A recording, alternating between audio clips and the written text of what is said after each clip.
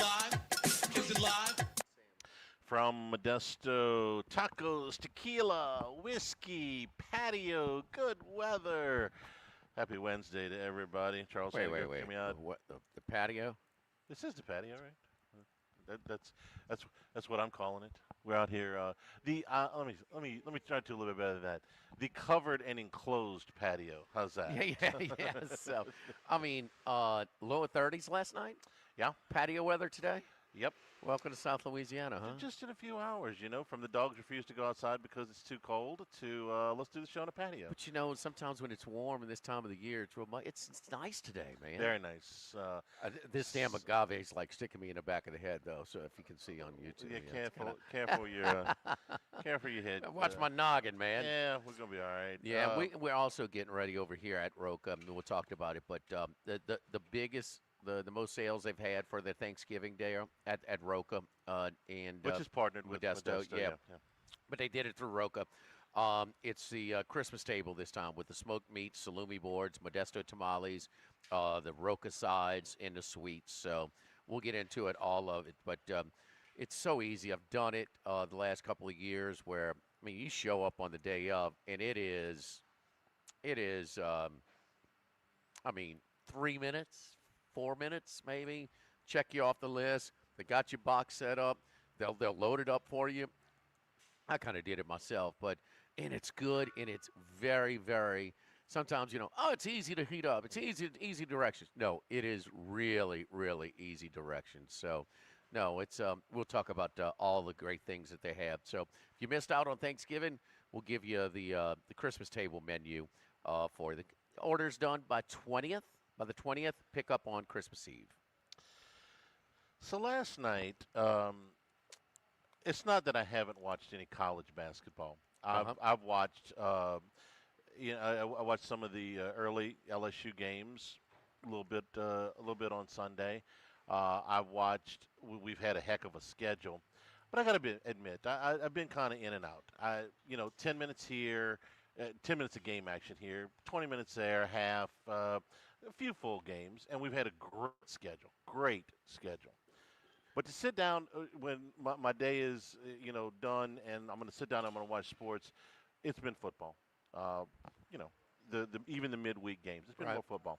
Last night I felt like, okay, it's college basketball season now, at least in my head with the Jimmy V Classic.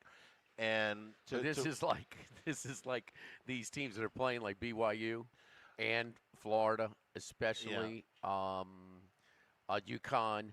Charlie, this is like game 5 for them as far high level non-conference stuff, man. And I had watched Florida at Arizona. I'd watched that game. Florida, don't be alarmed by their win-loss record. Now the kid from Princeton, the guard might not be what they hoped. Maybe he's going through a little transition, especially the shot. He set up for his side, took his own, and came up woefully short. He might be a little bit of a, but man, look, them competing at Duke last night, which is basically a home floor for UConn. Yeah, they're going to be just fine. And listen, that's a young coach who's trying to handle a championship hangover. That's not easy. No, you're absolutely right about that. And they didn't back down from their scheduling. They went out to Arizona and played what is now the number 1 team in the country. But the biggest thing when I sat down last night is like, okay, this is going to be my first chance to really see AJ Dispenza, and I know he's going to be a top pick in the draft. He may be the top pick in the draft. It's going to be close between him and Boozer and Peterson. And so I'm watching, and I see what everybody else sees. He's not hard to pick out. But the way this game unfolded, and with almost 7 minutes to go, right under 7 minutes to go, the score's tied at 22. BYU makes a bucket. And they don't make another bucket for the rest of the first half. This 7-minute run is 21-0 Clemson. And so they're up 43-22 at the half, and then they hit a free throw to open the second half, and the lead is 22. And I'm like, okay, this is going to be on, but I'm going to probably be, checking something else out, a little bit of Ohio State, until UConn and Florida start. And then here they come. And here comes Debanza. And, oh, what a show he put on. He outscored Clemson by himself in the second half.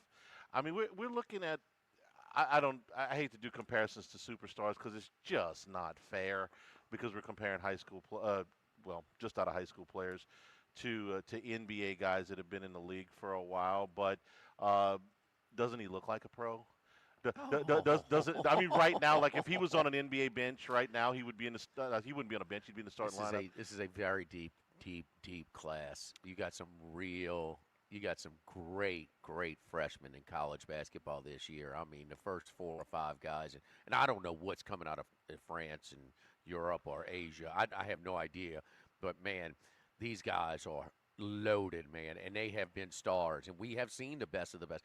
This might be the highest level of play for November/December. We talk about how ugly it is usually, and it was ugly in stretches last night. But Debanza, Charlie, and listen, it doesn't come without a little bit of a cost. And what the cost is, what made BYU special? Why did they more than hold their own in a very tough Big 12 last year? Ball movement? Absolutely. Yeah. And the ball movement's not it's not because he's creating on his own. And in the first half, you're like, man, should you try and get him more involved in just nobody moved the ball as quick as they did, the spacing. And they lost one of their shooters for the year too. But and I saw this early, identified, you're just looking at it right now, with the ball movement's not as much, but damn it, you got to let this guy create by himself. You might have been second-guessing yourself in the first half, the second half, The other thing, he's a superstar, and if he's not the first, he'll be the second, third, or fourth. He's going to be very, very, very, very high, okay? He freaking plays hard. He plays hard. Yes, Jack. he does. And I mean, was that not noticeable? Yeah, you know what I see, and I didn't get a chance to watch this guy when he was this age. I just know what he looks like now. If you look real hard, 5 years from now, you see Giannis. That's at least when he fills out. He's 210 pounds. This guy's now. more fluid. This guy's more fluid. I don't remember. I didn't get to see Giannis at his that ball age. handling skills are way. Giannis is bigger. You know, this guy's 6'9". He's above the rim. I mean, he's got some Giannis in him. There's no doubt athletically. You know, that's what he can be when he's 25, 26 years old. Oh, he's going to put on just a little bit more strength, but he's pretty put together. He's kind of the perfect basketball body, to be honest, right as a true freshman. He and Boozer are the same height. Boozer's got him by about 40 pounds at Duke. No. Okay. Boozer's not as long. Different kind of players, yeah. Boozer's below the rim player. Yeah. Boozer is extremely – he's a back to the basket player. This guy is a ball in his hand player. He's a face of basket player. And Boozer, I wonder about his ceiling because he's got to have a lot of Tim Duncan in him, and he is way advanced in his low post moves, in his determination, in his physicality for a true freshman. But no, he's not to me, the draft board and the ceiling, Debanza is so much higher to me. He is just, man, and he could shoot pretty good too, Charlie. Yeah. He's not a terrible. How about him at the line? Yeah. You know, I mean, and Billis didn't want to say it last night. He says, okay, I'll mention it now. He made his last 40 before that miss. You know, because he didn't want to do the broadcaster's jinx. Sure. 40 straight free throws that's unreal. The guys that can dunk, the guys that can beat you to the back, or the hardest, it's like the quarterbacks who could just one look, oh, no, he's covered, I'm going to just run. Okay, those are the hardest guys to teach how to shoot. You know, Michael Jordan's shot came on. I know he hit the shot as a freshman, but it got so much better. You know, LeBron James, man, he's got a pretty damn good shot. His skill level, his ball hand's clean, his body he's got good luck beating him out for number one. I know it's a deep one. Your boy at Arizona's excellent. You said Boozer's excellent, but man, he is. I think that I looked this up last night, and it's real early for the mocks and stuff. This is the first year that I can remember in the last probably 15. There is not a foreign player that is guaranteed to go in the top 10. Okay. There's a couple of guys that might be in the top 10, but the top three are Boozer, DeBansa, and Peterson at Kansas, who's only played 3 games because of the hamstring. He's about to come back. He's excellent, too. He's really I didn't good. mention him because he's been hurt, but he's excellent. Yeah. So those are probably the 3 guys that are the closest to being the number 1 pick ready. And they're going to be fun to watch. I just don't put Boozer as draftability. Yeah. He's every bit the college player, but draftability, I just don't see his. I think he's kind of a finished product.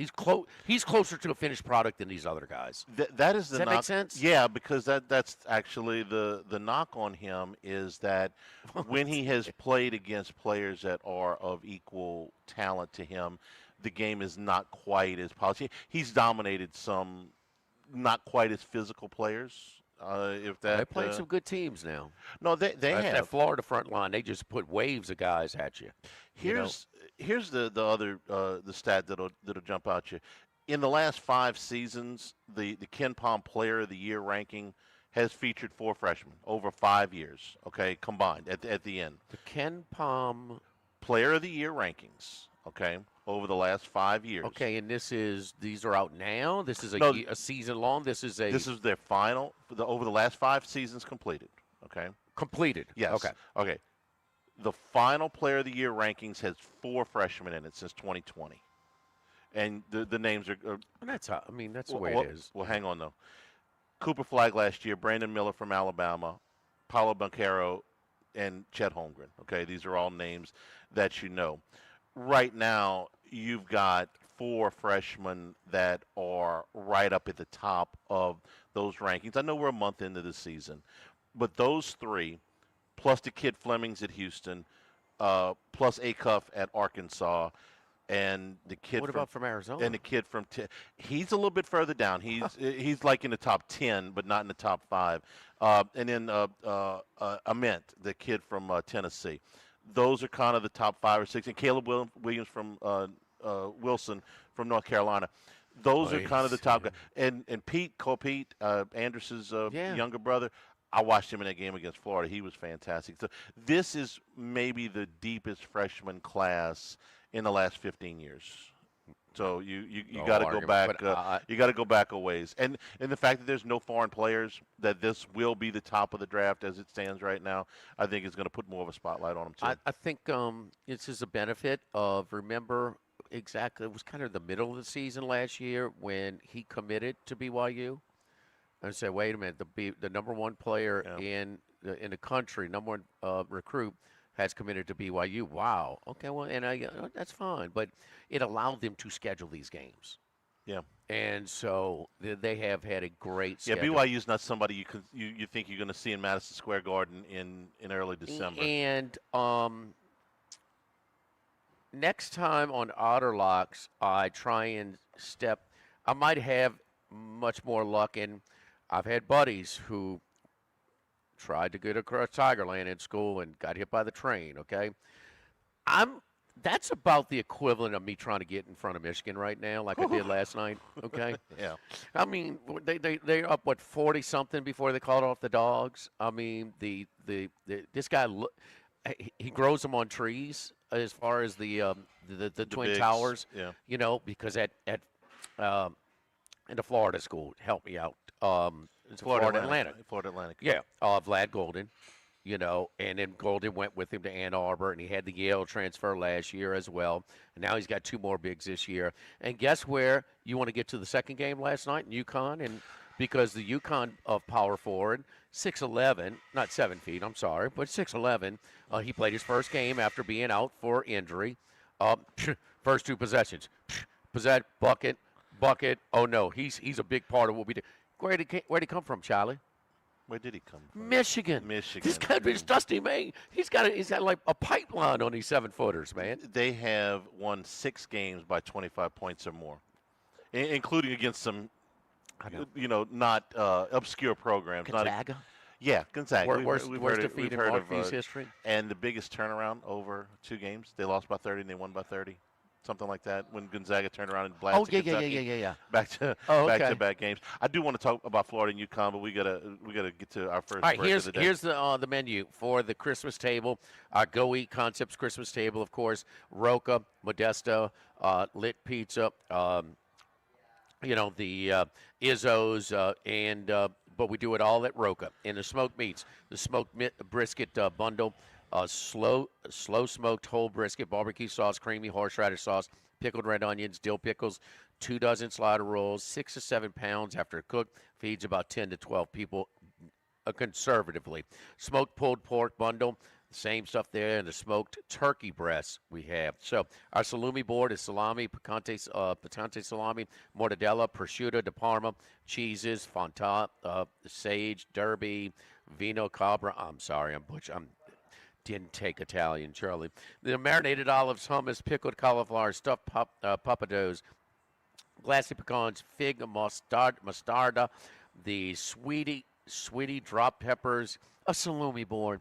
They do it right. You've had the salami boards over at Roca. They're great. Modesto tamales, they have those available. And the Roca sides, everything from mac and cheese, Brussels sprouts. The homemade meatballs are outstanding. Potatoes are gratin. Sweet potato casserole. It is delicious, man, with that toasted meringue. You freeze that meringue until right 10 minutes before you want to put it on top of it and put it in the oven. Perfect. Spinach and artichoke dip. The Italian chopped pasta salad. You've had that, Charlie. It's delicious. And the vodka tomato basil soup or the potato leek soup. Sweets, the Goody Company pecan pie, and the white chocolate bread pudding. It's our Christmas table exclusively at Roca. Get your orders in. Go to the website at Roca Pizzeria's website and put in your order to do everything mobilely. Get it in. Orders in by December 20th.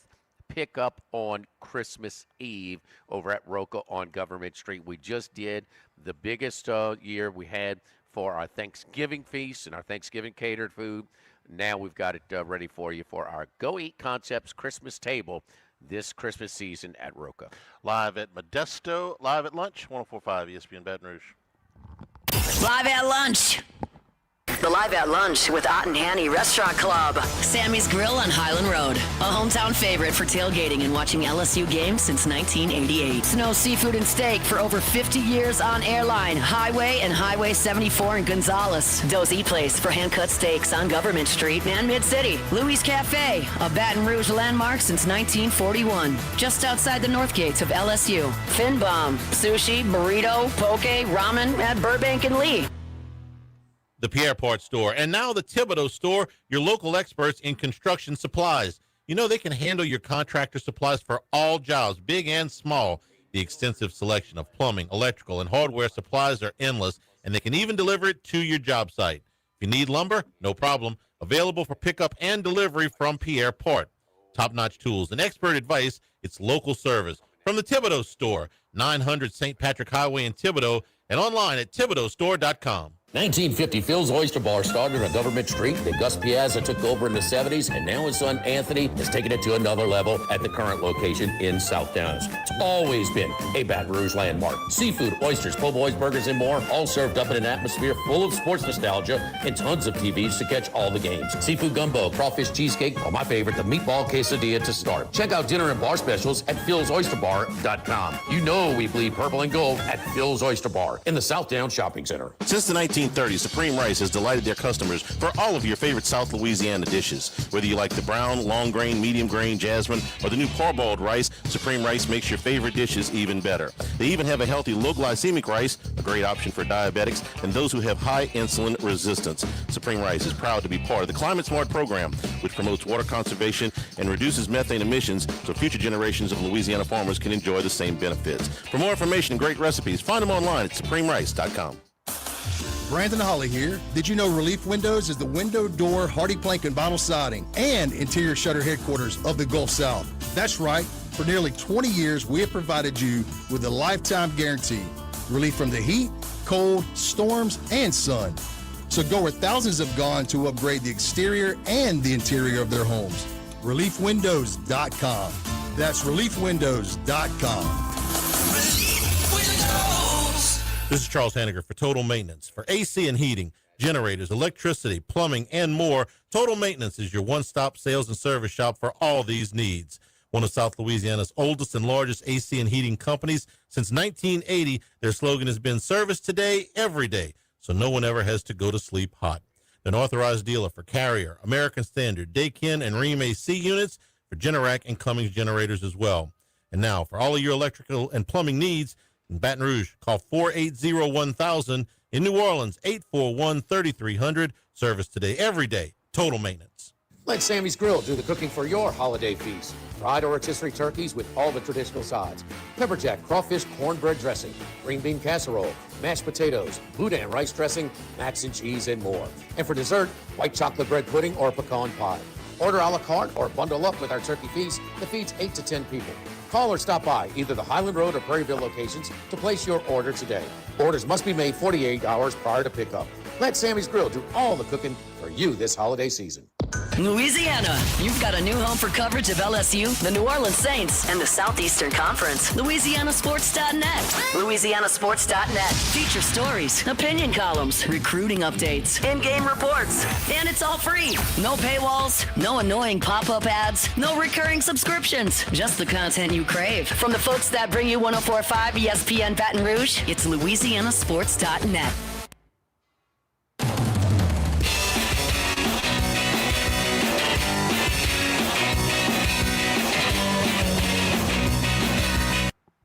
Live at lunch with Ott and Hanny from Modesto on Burbank on 104.5 ESPN Baton Rouge. Remember, you can always get the show on demand, 1045ESPN.com, LouisianaSports.net, brought to you by Supreme Rice, supporting our Louisiana farmers since the 1930s. Go to SupremeRice.com. Didn't even mention that BYU hit the game-winning shot. Yeah, the game-winning button. There was so much else in that game, a 22-point comeback. DeBoncha outscoring Clemson by himself in the second half. And, oh, by the way, they had to hit a game winner to avoid overtime. Totally botched. Close to 5 seconds to go length of the court, and they advance the ball and call timeout after burning 4 seconds. Man, you can drop a play and just throw a pass and do that with like a half a second off.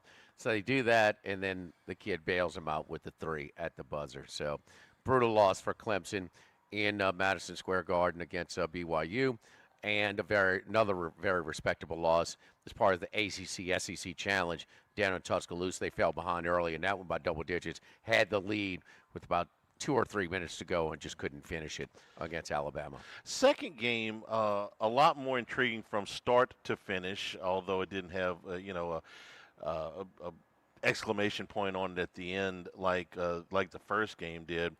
But Jimmy, from I would say about the first media time out of the second half all the way, to about maybe 4 minutes to go, over that 10, 12 minutes. These teams traded punches, man.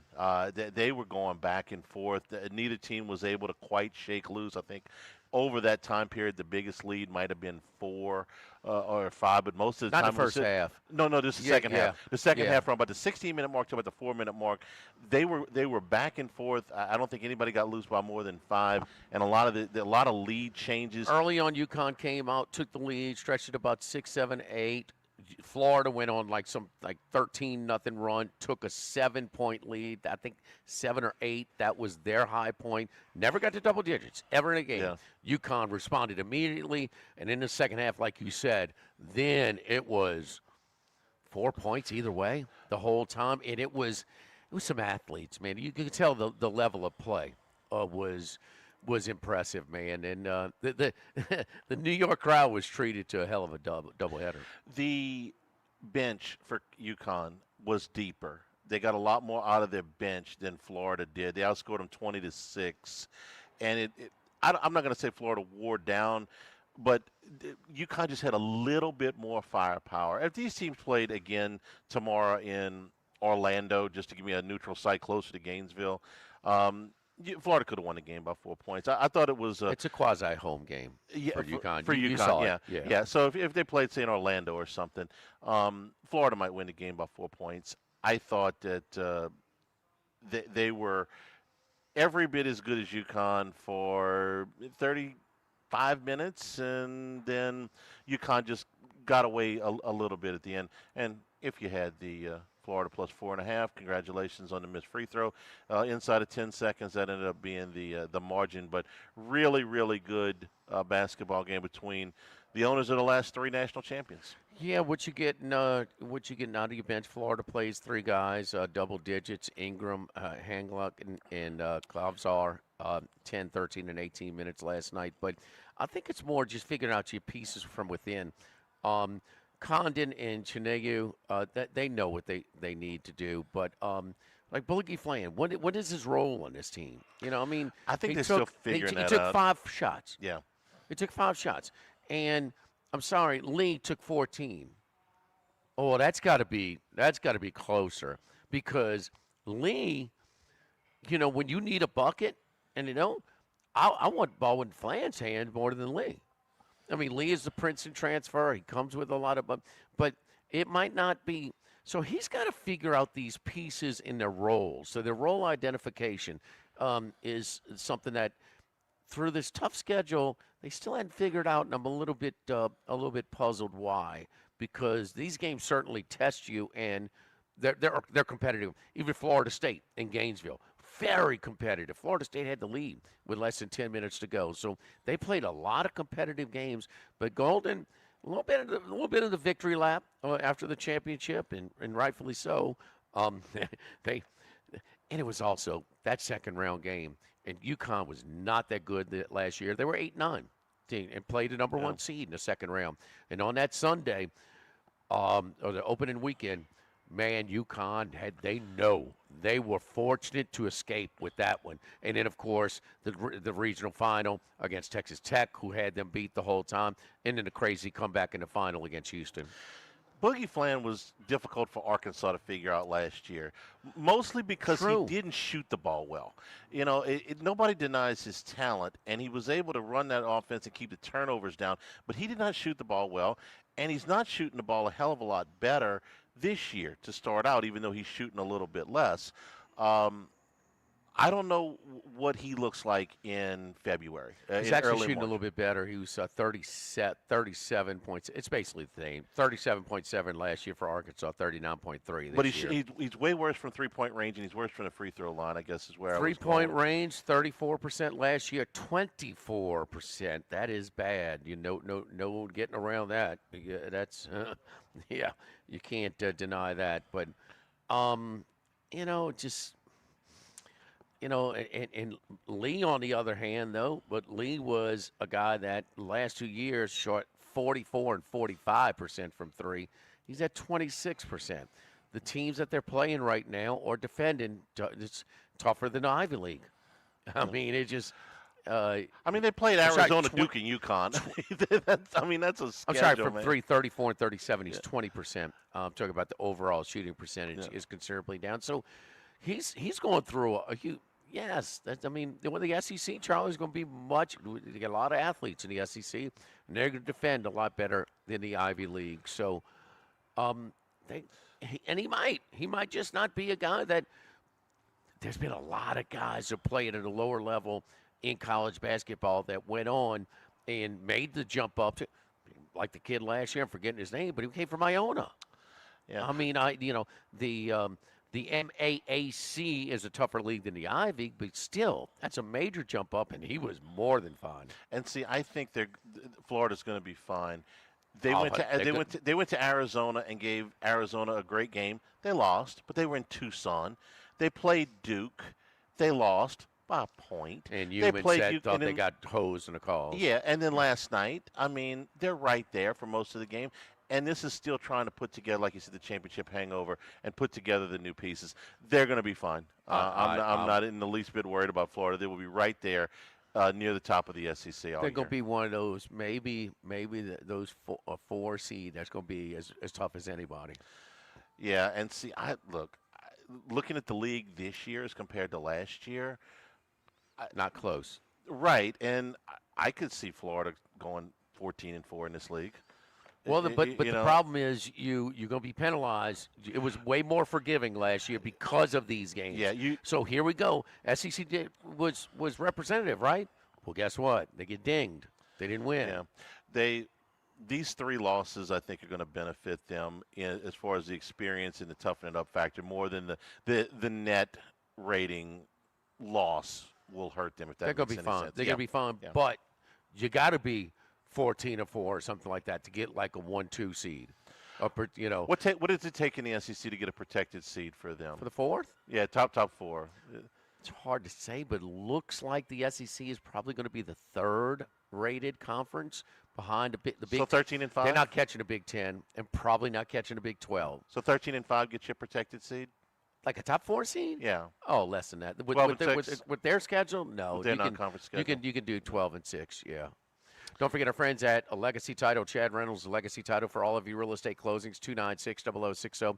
Full-service title company servicing all of South Louisiana. Our long-standing staff offering just tremendous service. Want to wish you and yours a very happy holidays. Merry Christmas this holiday season from our friends over at Legacy Title. Chad Reynolds, Legacy Title, 296-0060. Live at Modesto, live at lunch, 104.5 ESPN Baton Rouge. Live at lunch.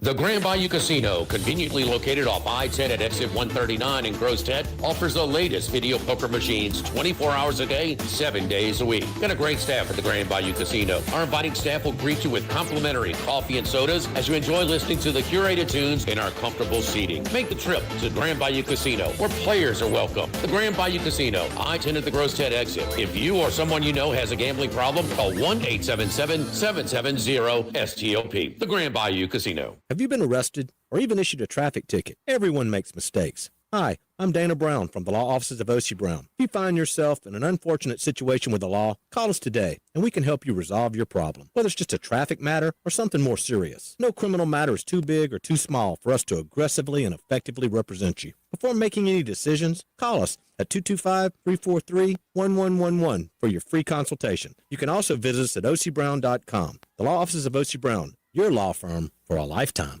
Workbox can handle all of your movable storage needs, commercial and residential. Our shipping containers come in various sizes, 8x8, 8x10, 8x20, or even 8x40 feet. Not just one size. These units can be customized for any use. Custom lunchrooms, offices, work sites for plumbers or welders, dual purpose, part office, part storage, climate control, shelving, lighting, using different materials, whatever you need. Give my buddy Martin Padial at Workbox a call at 343-4886, 343-4886, and workboxllc.com. This is Charles Hanniger for Coastal Capital Advisors, your full-service financial planners. When it comes to retirement, there are no two situations alike. So Coastal Capital Advisors will work with you, your business partners, your legal team, and tax professionals to make sure those goals are achieved. Coastal Capital Advisors will work for you. I know, because they work for me. For more information, contact Philip Fontenot and his great staff at 337-981-1376 or online at coastalcapitaladv.com. Advisory services provided by New Age Advisors, LLC, doing business as Coastal Capital Advisors as a registered investment advisor. Securities offered through New Edge Securities, Inc., member FINRA, SIPC.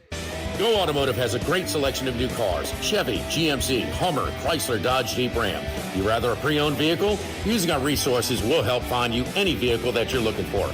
Our service department offers VIP service. You never have to come to the dealership. We'll pick up the vehicle at your home or office, drop off a loaner, service the vehicle, and return it when it's done. Mention my name, Jimmy Ott, for VIP pricing. The Chevy Tahoe I drive came from Go Automotive. That's Go Automotive in LaPlace and Plaquemine. Since the 1930s, Supreme Rice has delighted their customers for all of your favorite South Louisiana dishes. Whether you like the brown, long grain, medium grain, jasmine, or the new parboiled rice, Supreme Rice makes your favorite dishes even better. They even have a healthy low glycemic rice, a great option for diabetics and those who have high insulin resistance. Supreme Rice is proud to be part of the Climate Smart program, which promotes water conservation and reduces methane emissions so future generations of Louisiana farmers can enjoy the same benefits. For more information and great recipes, find them online at supremerice.com.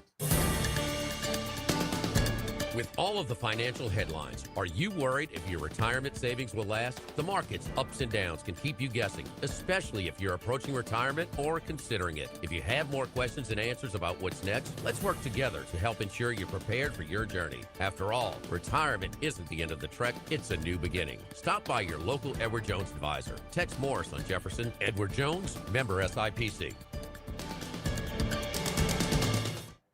Get the 104.5 ESPN Baton Rouge mobile app powered by Bayou Ford and tap the microphone icon to send us your thoughts in an audio message. Your message could be played on air. Find our app in the Apple or Google Play Store. For direct links, visit 1045ESPN.com. Tigers, Saints, Southeastern Conference. All in one place. LouisianaSports.net. No paywalls, no article limits. It's just the coverage the Louisiana sports fans want. Bookmark it today. LouisianaSports.net. Live at lunch with Ott and Hanny from Modesto on Burbank on 104.5 ESPN Baton Rouge. Uh-oh, they let the big dog out. Boom! Out of nowhere. It's time for the big dog, Randy McKay, with his best picks. Well. How about this? Not a big dog. 2-1 with his pro picks last week, and hello Montana as well to go 3-1. We were happy to see the Grizzlies. How about that? A rare home dog in the FCS playoffs. A little bit of an appetizer, a little bit of a foreshadowing. Maybe so when we get to Randy's picks right now. Randy, home dogs in this deep into the regular season with the NFL. Well done last week. Let's talk about your first one right now in New England. And we know what the deal is. The more established Buffalo Bills, this is the whole AFC. It's not just the AFC East, but the more established teams struggling to just kind of get into the playoffs versus these newbies who are on their way to maybe some protected seeds and some high seeds and some home games in the playoffs that we just don't know if they're going to perform when it comes to playoff time. New England catching 1.5 at home against Buffalo. Yeah, that's going to be start of the home underdog train here that I'm going to give out. So hopefully everybody gets on board, and hopefully we have a good week here. And so this New England-Buffalo matchup here, previously the Bills were about a 7-point favorite at home, early in the season. New England pulls the upset there. A little bit of turnovers, would cause that. But this Buffalo team, I just don't trust this Buffalo defense. This team was getting, they talk about Cincinnati having a horrible defense. Well, Buffalo's defense is right up there. They just got the lucky turnover last week. That could have cost us a cover, but lucky we had, Joe Burrow and Higgins came down the field, made a nice catch. Yes. So, but yes. this line is flipped for us. So we're getting +1, +1.5. Buffalo's still getting loved by these modeling guys, the analytics crew that still loves this Buffalo team, even though they're, they don't, for some reason, they don't look at the side of the ball that I think is their biggest weakness, and that is their defense. We know Josh Allen is great, but New England has a decent enough defense to contain him a little bit, especially more than the Cincinnati team did, and going to get the home victory here, I think, for the New England team, and working way to clinch the division and probably clinch home field throughout the playoffs. And also coming off a bye, a favorable, a deep season bye. But I know that's something that you look at as well. Yeah, usually you don't want to take a hot team off a bye, but I think this bye came at the right time here to get everybody healthy. So I think it's a decent spot here. Still a little bit of, that this is going to help this New England team too that had some offensive line injuries. They're going to be without that top rookie, but that's going to help that offensive line. And better game plan. These smart coaches like Vrabel are usually very good off a bye, so that's going to help them as well. Yeah, Josh Allen, 2 fourth-quarter touchdown passes on Sunday. Everything is going.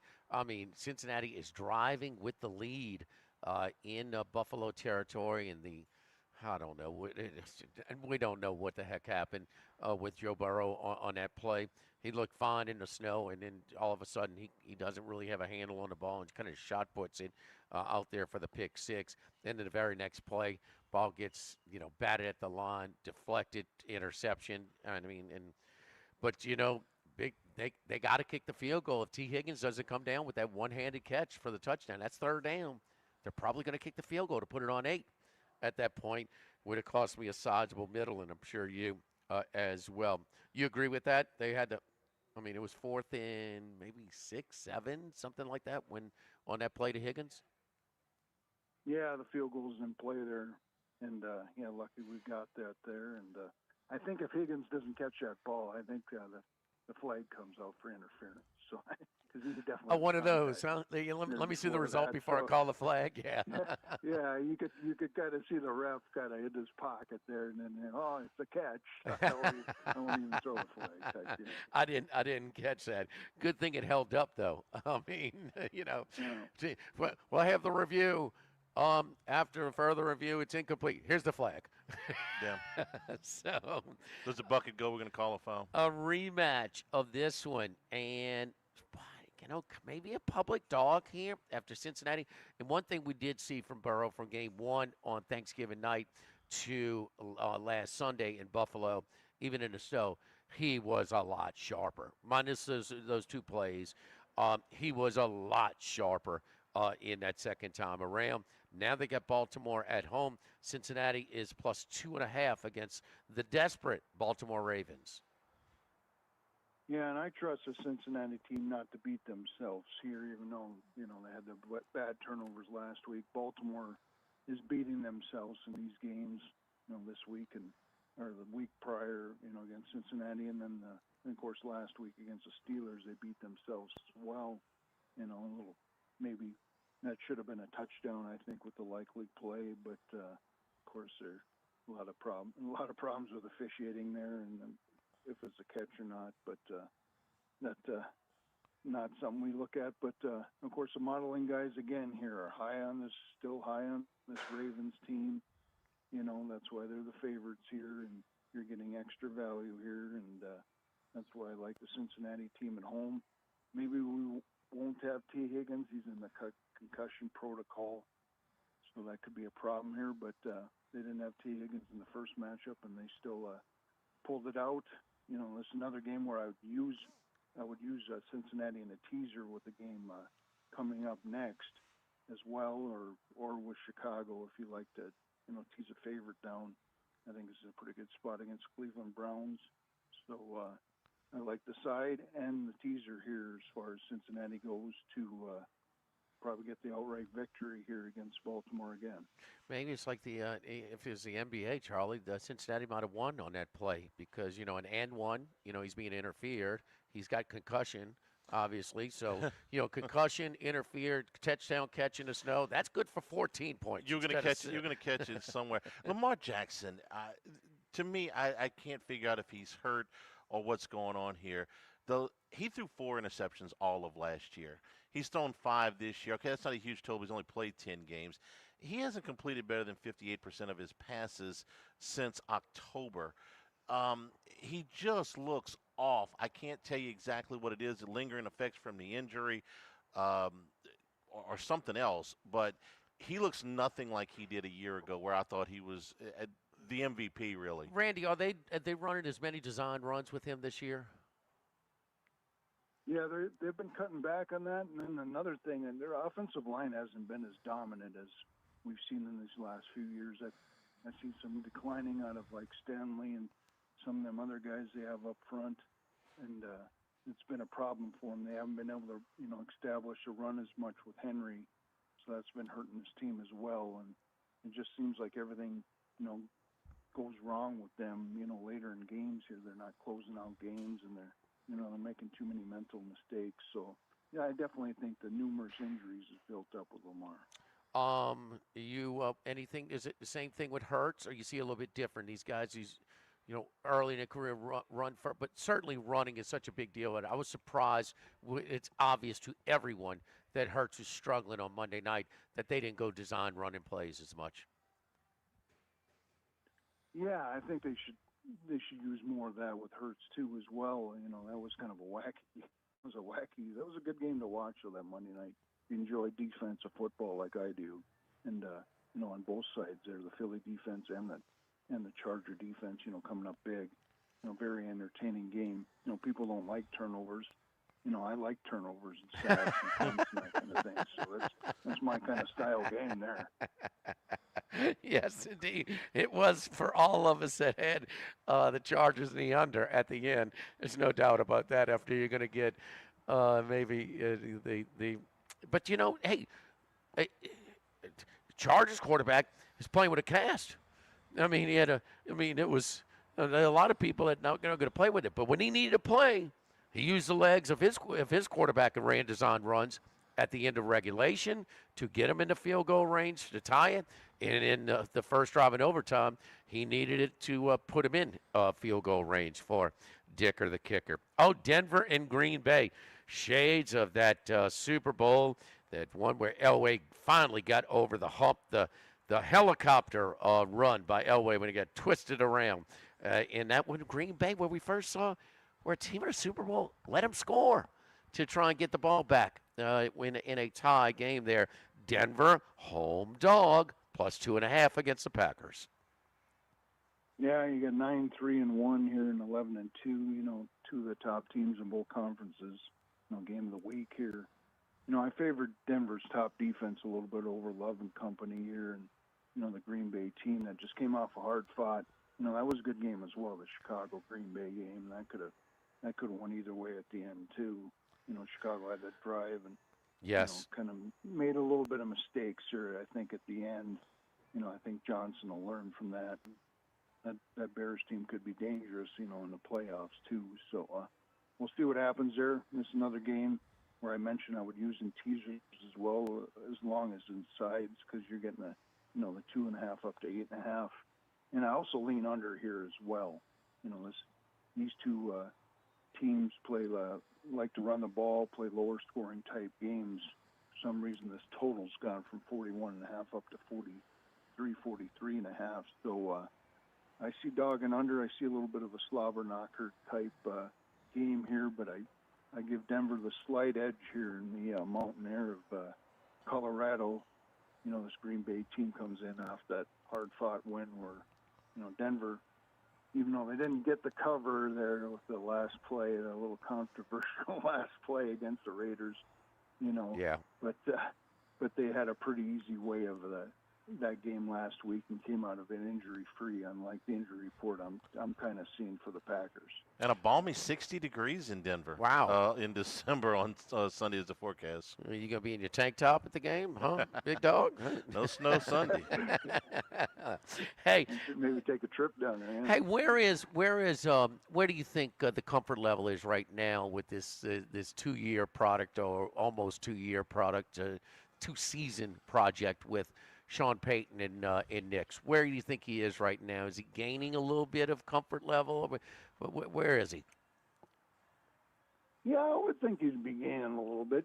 Bo Nix is showing that, sometimes he can be down, but he comes back and, he's been a good, second, not so good first half of games, but the second half, he's brought his team back and, showed some good responses and that kind of thing. And, Payton should have a little bit more respect. There's still the Denver team on offense still, lacks some weapons here. We've seen that tight end Ingram step up a little bit, so that's helped them out a lot. So they're still without you wish you had a couple more weapons on that team to really be a good offense. Well, I can tell you where the ball's going when he needs a play late in the game on third down. He's going to Cortland Sutton.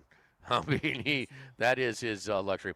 And one in the FCS. We're down to quarterfinals, I believe. That is right. And with a lot of the lines aren't out just yet, but you're projecting a line here. Montana, Illinois State. You were on Montana last week, but you jump into the don'ts here. You're taking Illinois State plus a few points against Montana. I'm taking Illinois State versus UC Davis. I'm sorry, UC Davis. I'm sorry. California. Okay. Yeah. So we get we get Missouri Valley team that pulled the big upset against the Bison last week. I don't know if you guys seen the end of that game. That was crazy. They're down 14, and of course, Brock Speck, their head coach, made the right move to go for 2 when they're that big of an underdog to try to go for the win, and he got it. So that was one of the biggest upsets in FCS history. And this team is pretty game over the years. So I don't see them letting down against this UC Davis team that it's an okay Big Sky team, but isn't one of the best. Gotcha. As far as the other game, you got South Dakota versus Montana. South Dakota has a very good quarterback in Bowman. Might even hear about him in the NFL, left-hander. He scored. They beat this team 47-0 last week, and they've been putting up some, numbers I hear on offense. And we know Montana can score. They got 50 last week for us. So this total here, 58.5, looks like a pretty low total for these two teams. And we could see another. Never know the weather, of course, in Missoula, but we could see another shootout there. Quarterback for the Grizz, Ayat, is still eligible. So he got his judgment to give him extended eligibility, but it said only in a rotational bet. He's just a sophomore.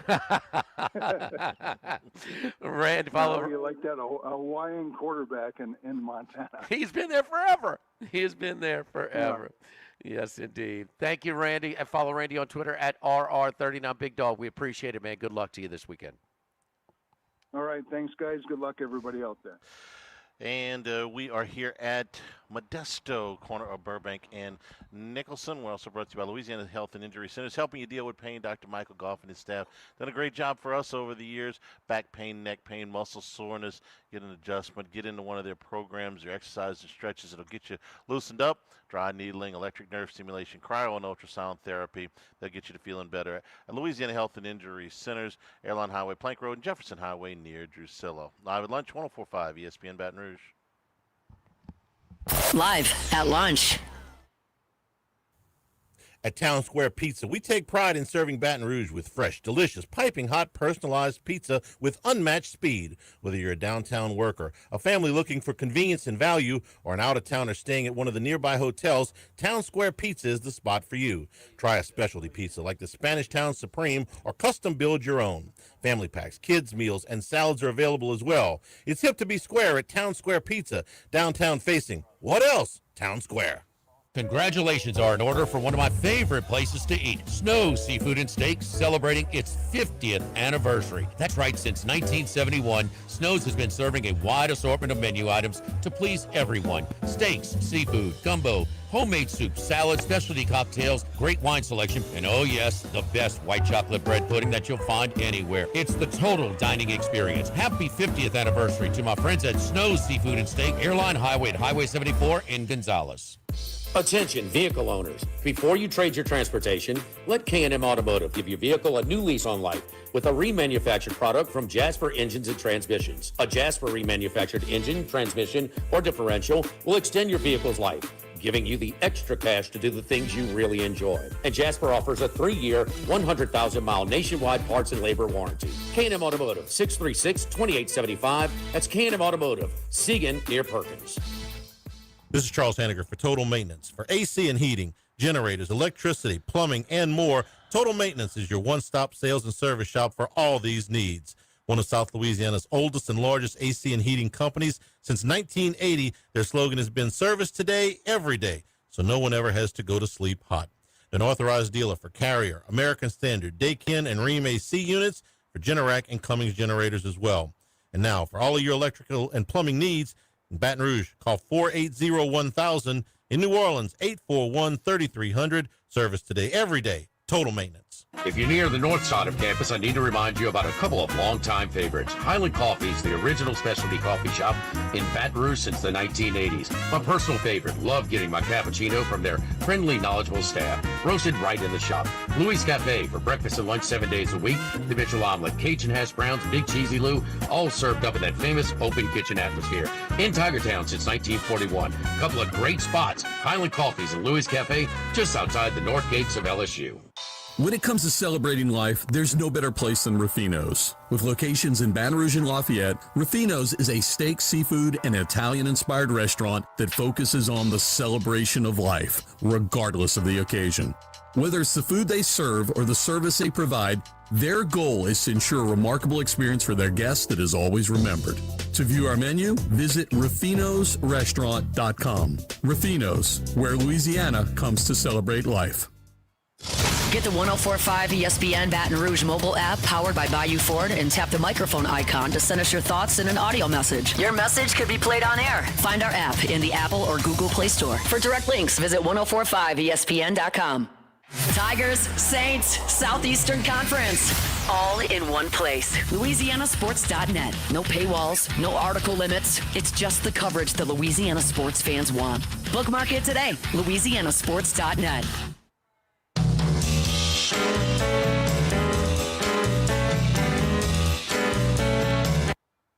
Live at lunch with Ott and Hanny from Modesto on Burbank on 104.5 ESPN, Baton Rouge. Juwan Johnson headed to the transfer portal. All-time high school all-purpose and touchdowns leader in Louisiana history, moving on after 2 years at LSU. I was kind of hoping to see what Lane Kiffin would do with him, to be honest with you, but looking for some more playing time. He's played in 25 games, but 45 carries, 165 yards, 22 catches for 94 yards, and another score, and 1 completion for the former high school quarterback. He will be moving on from LSU. Juwan Johnson heading to the transfer portal. Talk more LSU football with Scott Rabalais when we return here at Modesto, live at lunch, 104.5 ESPN Baton Rouge. Live at lunch. Caesars Sportsbook is the only sportsbook app with Caesars rewards. Bet on gridiron action and earn perks in every game like hotel stays, bonus bets, game tickets, and more. Download the app using promo code RADIO20X and place your first bet of $1 or more for a chance to double your winnings on your next 20 bets. Open to new users in Louisiana who are 21 or older. Licensed through Horseshoe Bossier City and Caesars New Orleans. Max bet of $25 for boosted winnings. Max additional winnings, $2,500 per bet. Profit boost tokens expire 14 days after receipt. If you're someone you know has a gambling problem, call 1-800-GAMBLER. We're here to examine things that get better with age, like this bottle of Chateau Lafite Rothschild, vintage 1877. Age can make things more valuable, like this Picasso from his Blue Period, 1904. And treasured, like this Roto-Rooter jingle, 1954. Roto-Rooter jingle? Just listen to it. Oh, Roto-Rooter, that's the name. And away go troubles down the drain. Roto-Rooter. The timeless melody. Roto-Rooter? The lithe arrangement. But it's a clog-busting company. Wrong there. Roto-Rooter has grown into more than a clog-busting company. They're North America's largest full-service plumber and drain cleaner. And when you need Roto-Rooter, remembering this jingle can be priceless. Roto-Rooter. For all of your plumbing and drainage solutions, call Roto-Rooter in Baton Rouge at 925-8710. That's 925-8710. Let Sammy's Grill do the cooking for your holiday feast. Fried or rotisserie turkeys with all the traditional sides. Pepperjack, crawfish, cornbread dressing, green bean casserole, mashed potatoes, boudin rice dressing, mac and cheese, and more. And for dessert, white chocolate bread pudding or pecan pie.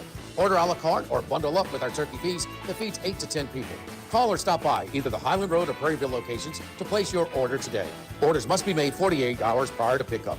Let Sammy's Grill do all the cooking for you this holiday season. Get Moss Max and less tax during happy hour at Modesto. Join us Tuesday through Friday, 2 to 6 p.m. for $10 20-ounce margaritas and dip trio with $5 drink specials and $6 seasonal cocktails. Eat Modesto, 3930 Burbank Drive. Pizza that's true to its hand-tossed wood-fried tradition. Roca Pizzeria is heating up its new half-off happy hour, Monday through Fridays, 3 to 6 p.m. Come enjoy 50% off margarita, pepperoni, pour cheese, craft cocktails, wine by the glass, and draft beer. Roca Pizzeria, 3897 Government. This is Buzzy Hydell for the Morris Insurance Group. Outdoorsmen in the state might be having a tough time right now finding policies to fit on the properties they love. If you've got a hunting camp, a boat, or an RV that has been difficult to insure, we want you to look again. For owners or renters, the Morris Insurance Group can help you all the way to the duck camp or the fishing boat. We also have policies on coastal properties, including flood insurance to let owners protect themselves in the event of damage. For your camps, boats and trailers, four-wheelers, ATVs, and tractors, get a quote today at morris-ig.com or call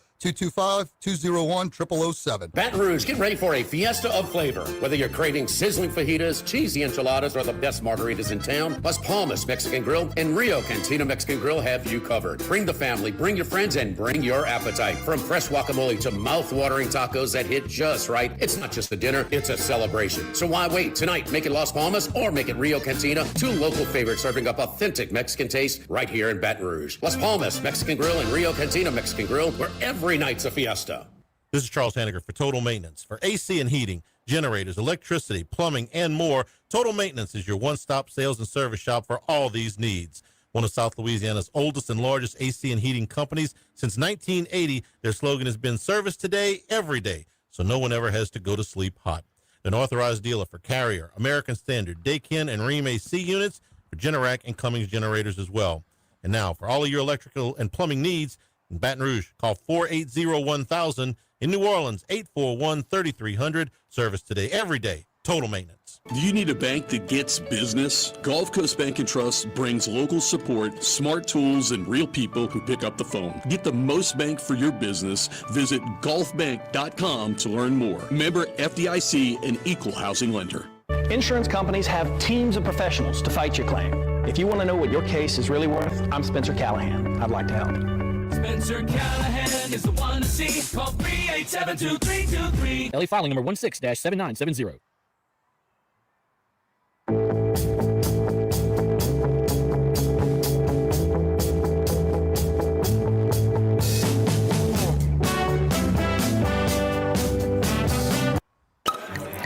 Enjoying the finer things in life is his forte. Let's bring in Scott Rabalais from The Advocate. And we return here at Modesto, corner of Burbank and Nicholson. Scott, good afternoon. How are you? I'm well. We're trying to get all the lights up, and I get this one light on my house that keeps going out. It's driving me mad.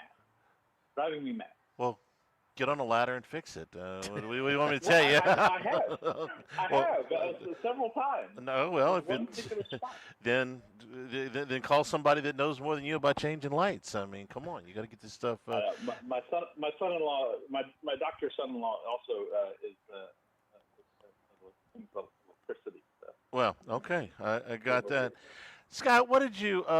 Frank Wilson yesterday was on the teleconference for the Texas Bowl, and he was asked, of course, about his future with Lane Kiffin, and I thought he was very diplomatic in his response.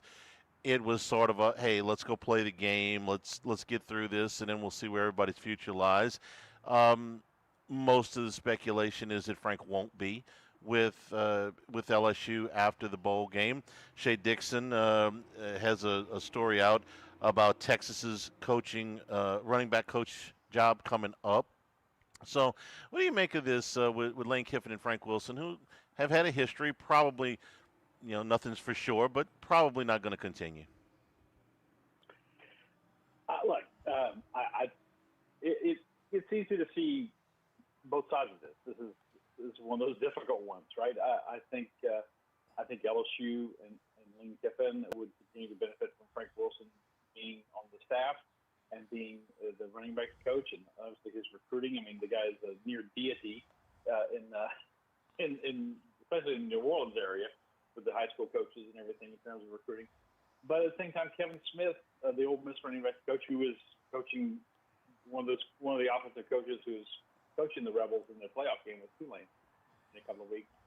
He's been with Lane Kiffin a long time, and I feel very strongly that a coach must be allowed to decide who he wants to have on his staff and who he doesn't want to retain from the previous staff. I thought it was true for Brian Kelly. So I thought it was a mistake for him not to keep Corey Raymond. It was a mistake maybe not to keep some other coaches, but it was his decision to make, and he eventually rectified it. So I don't know if mistake is the right word. If Lane Kiffin doesn't keep Frank Wilson, it would be a shame, because the guy has given his all for LSU, and obviously is very happy to be coaching at LSU, and if he goes somewhere else, like a rival SEC school, and he's going to be recruiting in New Orleans, so that's going to make things more difficult for LSU. But that's got to be Lane Kiffin's decision, and go with it. And if he's more comfortable with someone else, then that's what he should do. I agree with all that. And if Frank does move on, wish him the best. There's a lot of places I'd like to see him more than Texas. He could be a recruiting pain in the butt, but we'll see. The rest of the staff changes that have been announced, and the fact that the Ole Miss coaches, former Ole Miss coaches, are being allowed to return there. For Scott, what's going to end up being, unless Tulane pulls a monster upset next weekend, at the very least, a 3-week hiatus back to Oxford to coach the Rebels in the playoff. Yeah, it's unusual. I mean, you asking my opinion on them doing that? Or? Yeah. I guess I should have phrased it in the form of a question, but that's kind of it. Yeah, I mean, it certainly seems unusual, and you know, especially from the Ole Miss perspective, it's like, okay, you guys don't want Lane Kiffin coaching your team, and obviously the head coach is the most high-profile, person, compared to Charlie Weiss or Kevin Smith or the other guys. But you're okay with these guys coaching the team. Obviously, they need some coaches, right? You can't just say everyone can go and just let with analysts and grad assistants coaching your team in this enormously important football game, and possibly an enormously important game after that. Let's not forget, they're the big favorite, right? 2 touchdown favorites to win, and then move on to play Georgia in the Sugar Bowl on New Year's Day. So it's unusual for everybody around. I'm going to take what probably is a unpopular opinion and say that Lane Kiffin is being kind of nice to Ole Miss in this regard. Not getting much niceness reciprocated towards him from Ole Miss people, but in letting these guys continue to coach, and obviously they're not coaching the LSU in the Texas Bowl, but you're going to be trying to if Ole Miss does win as they're expected to do, and they play on New Year's Day, then the transfer portal opens the next day. So I mean, this is all very dicey timing, and things right on top of each other, as we've seen with this whole college football calendar. So it's fine.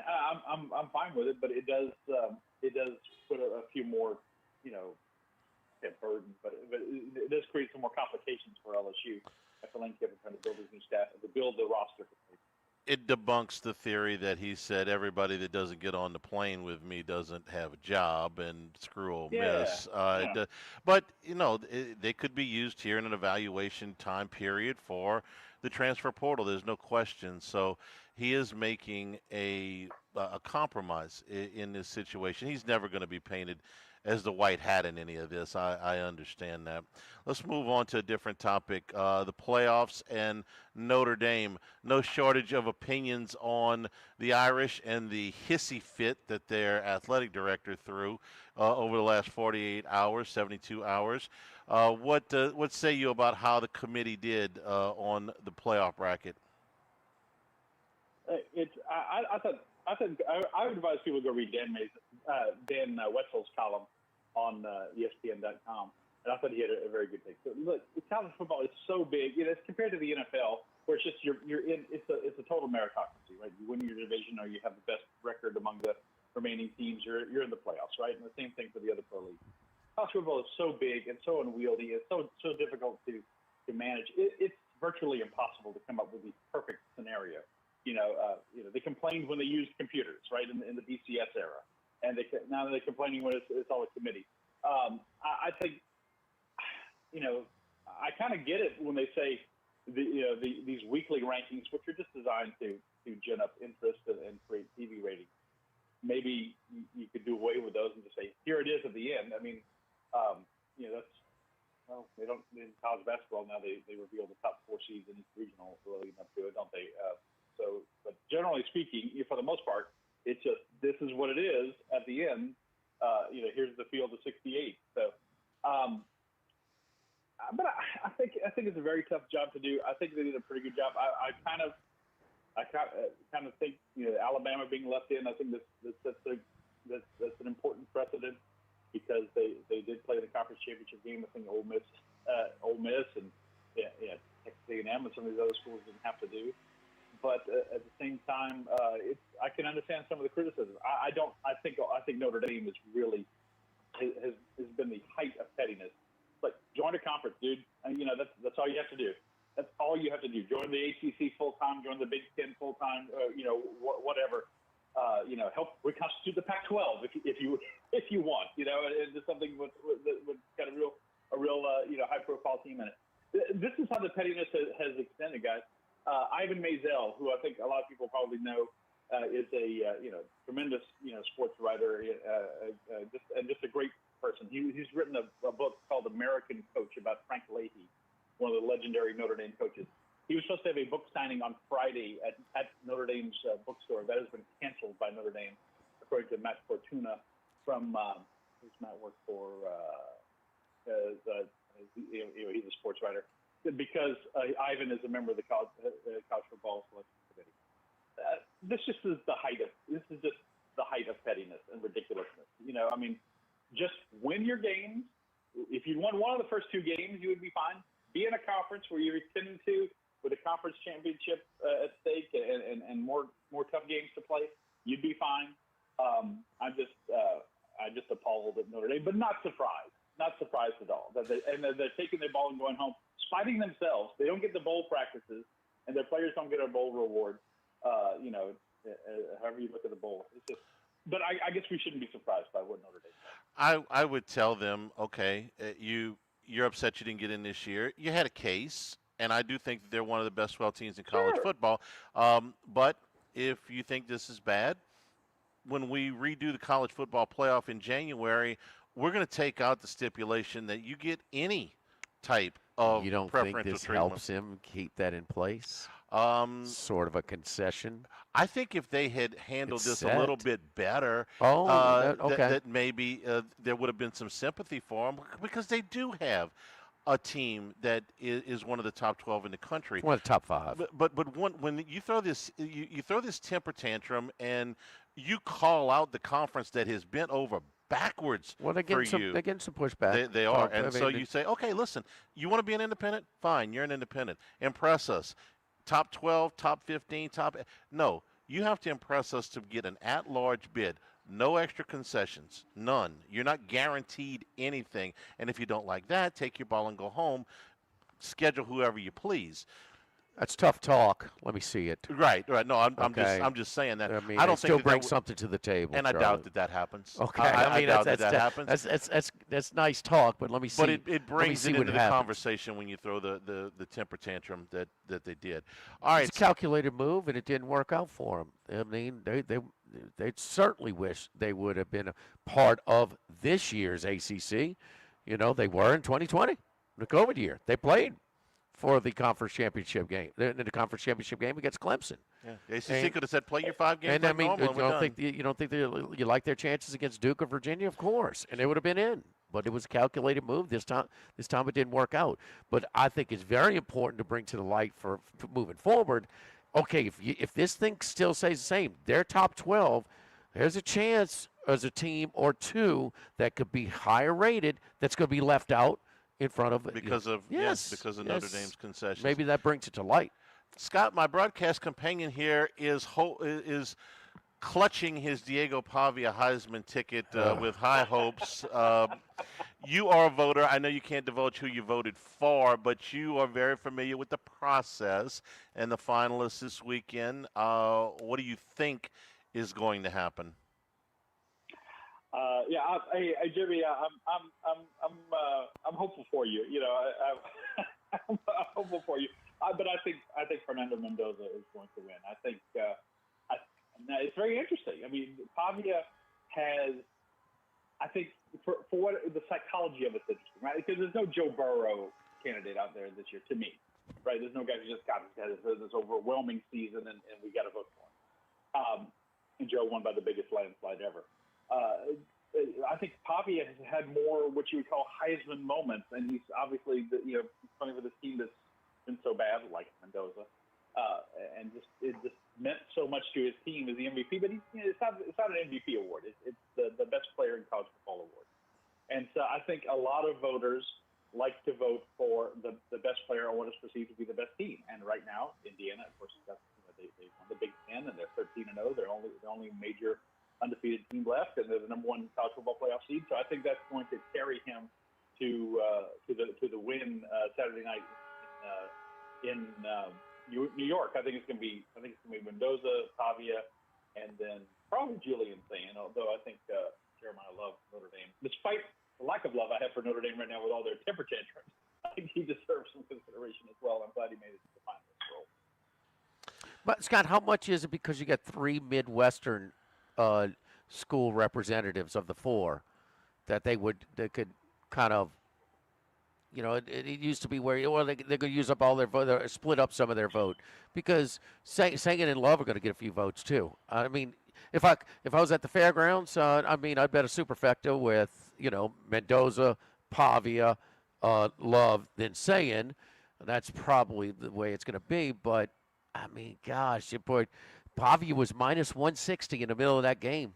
I mean, Mendoza until that touchdown drive was like plus 300. Yeah, it's very interesting. The voting window was from Friday afternoon until Monday afternoon. So there's certainly voters, probably not most of them, but certainly it could have been a large number of voters who voted before the Big Ten championship game was played. I think like myself, I think most people wanted to wait and see that game play out and see what would happen, especially considering how they might vote for Sayin for Ohio State or not. But it's an interesting dynamic this year because you're right.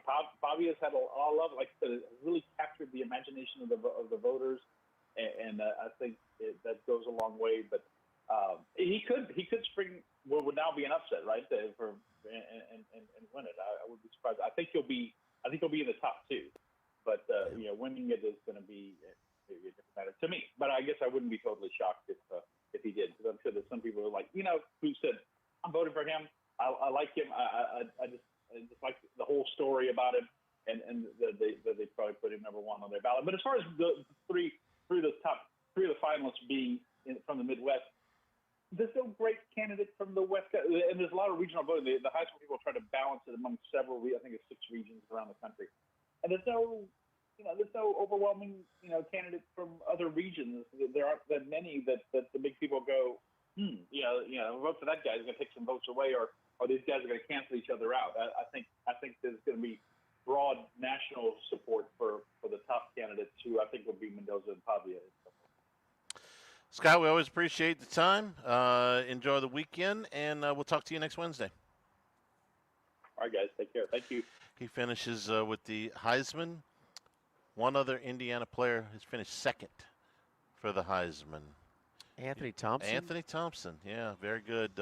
1989, won the Walter Camp, won the Maxwell, rushed for over 5,000 yards in college football. Yeah, that's when it was more of a career accomplishment. You had build up. It was very, very, very difficult for an underclassman to win. I had forgot he won. He was a Big Ten Player of the Year as a junior and a senior. Anthony Thompson. When Indiana was, it wasn't any good, believe me. Don't forget our friends at Go Auto, Go Chevrolet in LaPlace, Go Chrysler Dodge Jeep Ram in Plaquemine. Boy, I could talk about their concierge service department. So they had some electronic issues. They picked up the vehicle, dropped me off a loaner. I was out to use it. Service department calls me with the to tell me exactly what's going on, get the approval for the work, and I give them the approval. They do it. I pay them mobilely. They return my vehicle to my home, and boy, you talk about just unbelievable service when you need some service work on your vehicle. I don't just talk about the vehicles over from the Go Automobile dealership family. I drive my Chevy Tahoe from Go Chevrolet in LaPlace. Go Chrysler Dodge Jeep Ram in Plaquemine as well. Lee Carney and Nick Richard. Tell them Jimmy Ott sent you, and you'll get special VIP pricing at Go Automobile Dealership Family. Chevrolet in LaPlace, Chrysler Dodge Jeep Ram in Plaquemine. Live at Modesto, live at lunch, 104.5 ESPN Baton Rouge. Live at lunch. Running a business can be difficult enough without the right relationship with your bank. With United Community Bank's local business bankers, you're not just a number, you're a partner. Contact Heath Meir, Nicole Glover, Hunter Creed, David Campbell, or David Henry to discuss how we can help your business today. United Community Bank, the local way to bank big. Locations from Baton Rouge to Golden Meadow. We've been serving the people of Southern Louisiana for over 60 years. United Community Bank, member FDIC, equal housing lender. The Pierrepont Store, and now the Thibodeau Store, your local experts in construction supplies. They can handle your contractor supplies for all jobs, big and small. The extensive selection of plumbing, electrical, and hardware supplies are endless, and they can even deliver it to your job site. If you need lumber, no problem. Available for pickup and delivery from Pierrepont. Top-notch tools and expert advice, it's local service. From the Thibodeau Store, 900 St. Patrick Highway in Thibodaux, and online at thibodeaustore.com. This hour of Live at Lunch with Ott and Hanny is brought to you by Dana Brown at the law offices of O.C. Brown, 343-1111 and ocbrown.com. Roto-Rooter for all your plumbing needs, 925-8710. Supreme Rice, grown, milled, processed in Louisiana since 1936. United Community Bank, the local way to bank big. Tex Morris at Edward Jones Investments on Jefferson Highway, 928-8659. Total Maintenance, your one-stop shop for AC, electrical, generators, and plumbing. Service today, every day for Total Maintenance. And Coastal Capital Advisors. Markets evolve. We adapt. The Live at Lunch with Ott and Hanny Restaurant Club. Sammy's Grill on Highland Road. A hometown favorite for tailgating and watching LSU games since 1988. Snow Seafood and Steak for over 50 years on Airline, Highway, and Highway 74 in Gonzales. Dozy Place for hand-cut steaks on Government Street and Mid-City. Louis Cafe, a Baton Rouge landmark since 1941. Just outside the north gates of LSU. Fin Bomb, sushi, burrito, poke, ramen at Burbank and Lee. Since the 1930s, Supreme Rice has delighted their customers for all of your favorite South Louisiana dishes. Whether you like the brown, long grain, medium grain, jasmine, or the new parboiled rice, Supreme Rice makes your favorite dishes even better. They even have a healthy low glycemic rice, a great option for diabetics and those who have high insulin resistance. Supreme Rice is proud to be part of the Climate Smart program, which promotes water conservation and reduces methane emissions so future generations of Louisiana farmers can enjoy the same benefits. For more information and great recipes, find them online at supremerice.com. If you're near the north side of campus, I need to remind you about a couple of longtime favorites. Highland Coffee's the original specialty coffee shop in Baton Rouge since the 1980s. My personal favorite. Love getting my cappuccino from their friendly, knowledgeable staff. Roasted right in the shop. Louis Cafe for breakfast and lunch 7 days a week. The Mitchell omelet, Cajun hash browns, Big Cheesy Lou, all served up in that famous open kitchen atmosphere. In Tigertown since 1941. A couple of great spots. Highland Coffee's and Louis Cafe just outside the north gates of LSU. Get the 104.5 ESPN Baton Rouge mobile app powered by Bayou Ford and tap the microphone icon to send us your thoughts in an audio message. Your message could be played on air. Find our app in the Apple or Google Play Store. For direct links, visit 1045ESPN.com. Tigers, Saints, Southeastern Conference. All in one place. LouisianaSports.net. No paywalls, no article limits. It's just the coverage the Louisiana sports fans want. Bookmark it today. LouisianaSports.net. Tigers, Saints, Southeastern Conference. All in one place. LouisianaSports.net. No paywalls, no article limits. It's just the coverage the Louisiana sports fans want. Bookmark it today. LouisianaSports.net. Live at Lunch with Ott and Hanny from Modesto on Burbank on 104.5 ESPN Baton Rouge. From east, north to south, but we're heading west. It's Wes Reynolds from VSiN. Wes, how was Indianapolis, sir? It was wonderful, Jimmy. It was a surreal scene there. The Indiana Hoosiers win the Big Ten title, a share of it for the first time since 1967, and the first time since 1945 outrighter, as Pat McAfee said when he was flapping back at Paul Feinbaum, the first time since effing World War II.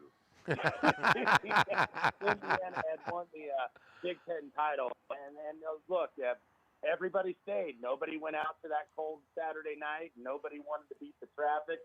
Everybody stayed to watch them get on the stage and accept that trophy, and just a great moment. And we knew what it meant to finally break the losing streak against Ohio State, to win the conference championship, to be number one as the seed in the college football playoff, and to go to the Rose Bowl, man. That's what mattered the most to me, because my whole life I've been wanting Indiana to play in the Rose Bowl, not at the Rose Bowl like they did against UCLA, but in the actual Rose Bowl, and they're going to get to do it on January 1st. That's right. It was last year when I'm like, oh, man, this Indiana offense is just – this is a different type of beating. This is a smooth operating machine when they put it all over on UCLA. One of the kind of signs that maybe something's cooking here with Mr. Signetti. What was it is played in the state of Indiana. Ohio State is used to being in the postseason. What's the crowd breakdown? Maybe 2-1 Indiana fans? It was probably 2/3 to 1/3, maybe a little bit more. Ohio State was certainly represented there, but but it was a lot of Hoosier Nation there, and I could tell at the end of the game when nobody left. Yeah, this about 65-66% Indiana because of how big this was. It was obviously the largest attendance in the history of the Big Ten championship game, sold out, and the ratings bore out that were reported yesterday, the highest rated Big Ten title game ever. So there was a lot of interest from Indiana fans. Never thinking that we were going to be there. And we were there, and we're the better team, I felt, on Saturday night. Not by a lot, but just a little bit. Say Ran Ohio the ball a little bit better, got to their quarterback a little bit more, converted better on 3rd and 4th down, and just the little things. And then Say Ohio throw that he's done all year in the club. Say Ohio State holds on to win 10-6. What's your opinion of playing these games after, moving forward? Yeah, but I mean, I have it different because it's been so long since Indiana's won the conference title. Right. So the conference title game meant everything to us. But I understand the sentiment that they may be becoming obsolete here. It's especially, I think, for the Power Four, that they may be becoming obsolete because of the playoff system and because of what we have. And we know that there's going to be a movement. There is going to continue to be a movement. Hey, let's put a 16 here, That would not shock me if eventually this goes to 16 with all the, hullabaloo of Alabama not making it last year. And then, of course, Notre Dame being in that spot this year, not making it. So there's going to be a movement towards that. And as you get movement towards that, these conference title games are going to be, mean less and less. I mean, they're obviously, money makers for the conference, just like the conference tournaments are in basketball. So, we're trending the opposite way, but I was certainly happy with the results. So I love the conference championship game. I watched the games. I know Charlie wants to comment here too, but if you didn't know anything about what's going on with it, Duke, Virginia was unbelievable atmosphere, even though maybe the stadium was half empty. Georgia Dome, Mercedes-Benz Dome with Georgia and Alabama, even though it was a whitewash, wasn't as competitive as it usually is. The atmosphere was on. The games were good, man. The Yeoman Stadium, Tulane. I mean, the games were good. We can get into, but just on their own. I thought the games were high quality and great atmospheres. I thought they were too. And how ironic would it be if this is the beginning of the end for the conference championship games? When they were put in, what was the big objection to it by the SEC coaches was this is going to hurt us in the postseason. When the postseason was they protected it so drastically different. In that very first SEC championship game, Alabama ran the table, and Roy Kramer, who just passed away last week, the longtime commissioner who was the godfather of this, said, no, this is going to be the best thing ever happened to the conference. And he was right as far as the postseason. And now, 33 years later, it may have run its course. Yeah, but then they sure protected them, in the SEC and the Big Ten. I mean, Ohio State could have fallen to 3 behind Georgia. Yeah, they did. I mean, they fell to 2. And, Wes, would they continue in a 16-team playoff to continue to protect the championship games? Gosh, I don't know how they could, Charlie. And obviously the main problem with the conferences is that they're too big.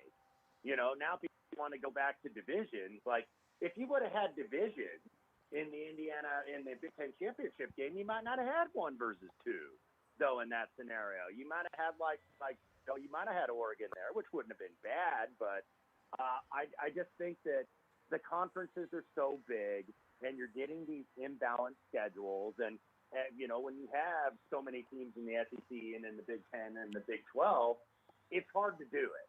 I mean, it's hard to get a balanced schedule unless you start playing regular season games like starting in August or in the last week of July. So I don't know what the solution is necessarily. How big of a loss is a defensive lineman? He could be big, like Stephen Daly. What a story he is. Played at Kent State last year, didn't win a game, and then he didn't lose a game at Indiana. Look, it really hurts, but I thought what was the key to the game and the difference between the Indiana game, putting Heisman Doza aside, or who we think is going to be Heisman Doza on Saturday night, is that the offensive and defensive lines for Indiana are substantially better than they were last year. It got exposed last year, I felt, against the bigger boys, against Ohio State in the regular season, against Notre Dame in the playoffs. But this year, I felt that their offensive and defensive lines were just as good as Ohio. I think on Saturday night, because Indiana at least was able to kind of run the ball. Ohio State wasn't able to run the ball at all. In fact, Indiana got 5 sacks on Julian Sayin. They got 6 on Dante Moore earlier this year at Oregon. They've got some depth over there, but certainly losing Daly, who I think has been a real revelation, it is a loss. Now, that hasn't been announced officially that he's going to be out for this, but boy, that video that circulated, that didn't look good. Maybe you didn't see it on the selection show, but it was on the teleconference, and when what's a boy from Arkansas, the head of the Gurchek, what? Yurichek, yeah. So, I mean, he's the a South Bend beat reporter. He said, "Well, listen. If you can't, how do you think you're going to have a shot at the national championship when you can't win your state championship?" So, just move along, Irish. So, I mean, maybe Indiana will go independent now, and the Irish will go into Big Ten, huh? I don't know. Indiana's not that arrogant. The guard is changing in the state of Indiana, huh? I mean, Heisman Trophy. Is this guy going to have? Was it 5-5 record for Paul Hornung when he won it? No, they were 2-8. 2-8. I'm sorry. 2-8. I'm sorry. 2-8 when the Irish won it. How many of those happen anywhere else? So, boy, we're hearing a lot of one and know when it doesn't go their way. So, anyway, we will see. What do you think about the draw for the college football playoff? I think the draw is going to be what it is. I mean, you're going to have to beat good teams to get to a national championship. I think it worked out okay. It probably worked out a little bit for Indiana because we were debating this as we were leaving Lucille Stadium Saturday night and walking these streets of Indianapolis. We were like, I kind of would like another crack at Notre Dame. I kind of would like another crack, but then part of me was like, well, they're playing really well right now. Maybe that's the one you want to avoid. But I think they're going to be favorite in either matchup against Alabama or Oklahoma, probably a touchdown favorite at least against both. So I think it's favorable. Now, there's a possibility you get Oregon, if you get through the Rose Bowl, which is all I'm worried about right now, that you get Oregon down there in the Peach Bowl, and I'm sure Dan Lanning wants another crack at Indiana, even though they got Texas Tech staring them right in the face. So it was going to be tough either way. It seems like the bottom half is a little bit more loaded just because you have Ohio State and you have Georgia down there and you have maybe Miami's going to be a dark horse in that end of the draw. So it seems a little more manageable at the top than at the bottom of the draw. I will be surprised if Oregon gets by Texas Tech in that quarterfinal game. So just me. But how about that, though? If Indiana has a rematch against Oregon, the Joe Moore Award for the top offensive line, the 3 finalists, Indiana, Oregon, and Iowa. We ask who still runs the ball, who has a power running element. Oh, just like it was 10 years ago, huh? Indiana, Oregon, and Iowa still did. They just ran into a brick wall. One out of the 3. But talk is cheap. When Dan Lanning went to Eugene, he says, "Oh, we want to become more of a line of scrimmage team like we were at Georgia." Okay, we'll see with Oregon. Well, there you go. Who we got in the NFL this week, Wes? Yeah, we're going to look at a couple here. I'm going to go with the Cleveland Browns plus 7.5 at Chicago. The biggest favorite, Chicago, by the way, has now been all season long. They hung with Green Bay. Green Bay fortunately got the cover for us, but I'm not a huge believer in Shedeur Sanders, but I have more belief than I did maybe a couple weeks ago that maybe there's something. Maybe he has something here. And you're going to have cold conditions. It's going to affect both teams. So I thought 7.5 was a little rich for Chicago to lay in this spot. And then another one, even though I got very fortunate last week with the Raiders, I'm going to go against Denver again. I think Denver has been they're a quality team, but they're not an 11-2 team. I just don't believe that. So I like the Pack as a cheap money line on the road. They're laying about 2.5 to Denver. So Green Bay for me, and then one more. Let's go ahead and buy low at -4 on Kansas City one more time, because I think we all watched on Sunday night where it felt like we were writing this team's obituary. This organ, like this is the end of the line, and you saw how dejected Travis Kelce was, and it was there against that Houston defense on Sunday night. Now they get the Chargers. Herbert banged up. They're still banged up on the offensive line. Chiefs lost to these guys down in Brazil to open the season. I think this is maybe the last stand for the Chiefs, and I like them laying the points against the Bulls. Catching Chargers at a good time, man. I mean, they were fortunate, obviously, to get out of that thing alive. I have nothing but sympathy for Travis Kelce. Nothing ever goes in that way. Yeah, now he's got to go be a roadie for the biggest pop star in the world. Yeah, he just must hate getting up in the morning, right? All right, Wes. Follow Wes on X at Wes Reynolds 1. Congratulations, Wes, to the Hoosiers, man. It was fun to watch. It was fun to watch. And thank you, fellas. Don't mind it. We had the Hoosiers in the under, so we like that too. We're not happy about our Pavia Heisman ticket. So anyway, we will see if that's the next step. Thank you, Wes. We'll talk to you next week. Thank you, boys. Appreciate it. And we are also brought to you by Coastal Capital Advisors, your full-service financial planners. When it comes to retirement, listen, your situation is unique. So no matter what stage of life you are in, no matter what age or your income level, a tailor-make a plan that is perfect for you, that fits your family's needs. What are you trying to do? What are you trying to accomplish? Phil Fontenot and his staff will sit down with you. They'll talk you through it and establish that lifetime relationship. That's what they have done for our family. We're very, very pleased with the results. CoastalCapitalADV.com is the website to set up an appointment. CoastalCapitalADV.com, member FINRA, SIPC. Live at Modesto, live at lunch, 104.5 ESPN Baton Rouge. Live at lunch.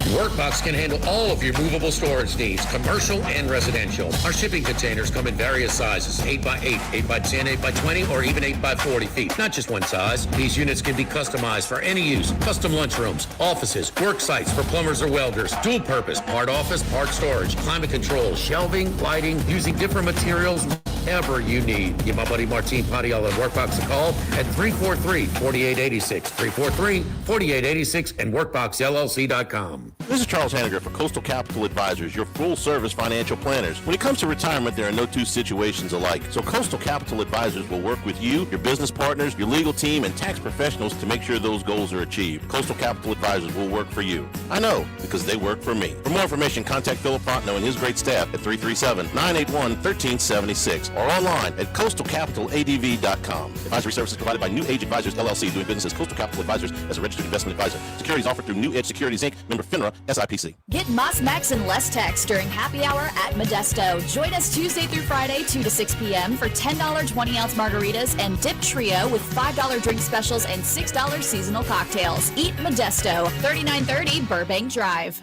Pizza that's true to its hand-tossed wood-fried tradition. Roca Pizzeria is heating up its new half-off happy hour, Monday through Fridays, 3 to 6 p.m. Come enjoy 50% off margarita, pepperoni, 4 cheese, craft cocktails, wine by the glass, and draft beer. Roca Pizzeria, 3897 Government. This is Charles Hanniger for Home Bank. If you're tired of the impersonal, one-size-fits-all style of banking, you deserve a bank that delivers exceptional service and personalized attention to your needs. That's the Home Bank standard. Since 1908, Home Bank has been a trusted financial partner for your businesses and families because they go the extra mile to help you reach your goals. See for yourself why Home Bank is good for business and good for life. Stop by any South Louisiana, Houston, or Natchez area location or find out more at home24bank.com. Home Bank, member FDIC. Baton Rouge, get ready for a fiesta of flavor. Whether you're craving sizzling fajitas, cheesy enchiladas, or the best margaritas in town, Las Palmas Mexican Grill and Rio Cantina Mexican Grill have you covered. Bring the family, bring your friends, and bring your appetite. From fresh guacamole to mouth-watering tacos that hit just right, it's not just a dinner, it's a celebration. So why wait? Tonight, make it Las Palmas or make it Rio Cantina, two local favorites serving up authentic Mexican taste right here in Baton Rouge. Las Palmas Mexican Grill and Rio Cantina Mexican Grill, where every night's a fiesta.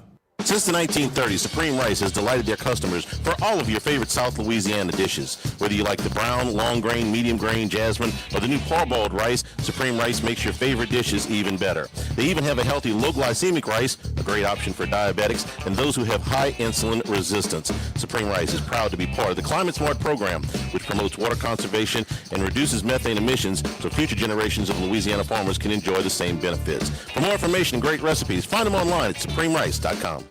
Go Automotive has a great selection of new cars: Chevy, GMC, Hummer, Chrysler, Dodge, Jeep, Ram. You rather a pre-owned vehicle? Using our resources will help find you any vehicle that you're looking for. Our service department offers VIP service. You never have to come to the dealership. We'll pick up the vehicle at your home or office, drop off a loaner, service the vehicle, and return it when it's done. Mention my name, Jimmy Ott, for VIP pricing. The Chevy Tahoe I drive came from Go Automotive. That's Go Automotive in LaPlace and Plaquemine. Louisiana, you've got a new home for coverage of LSU, the New Orleans Saints, and the Southeastern Conference. LouisianaSports.net. LouisianaSports.net. Feature stories, opinion columns, recruiting updates, in-game reports. And it's all free. No paywalls, no annoying pop-up ads, no recurring subscriptions. Just the content you crave. From the folks that bring you 104.5 ESPN Baton Rouge, it's LouisianaSports.net.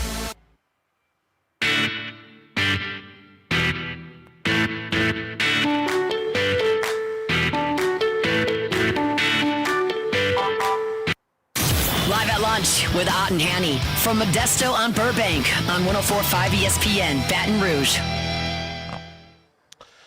We return here at Modesto. So the assistant coach, I guess, shuffle continues to go on. But LSU nailing some things down, according to our friends over at the Advocate.